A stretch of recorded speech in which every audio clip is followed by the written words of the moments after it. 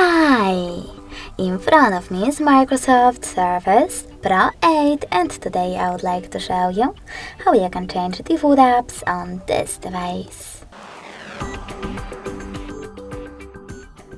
Begin by accessing Settings. Now you need to tap on Apps section here and select Default Apps. Following that, if you wish to change one of them, tap on one of those options, in my case Calendar. Click on the app that you wish to set up. I don't have any, so I have to tap on Choose a Default. Click on Outlook and tap on Set Default. Now, as you can see after that, my default app has changed. Thanks so much for watching. If you enjoyed this video, leave a like, comment and subscribe. Bye!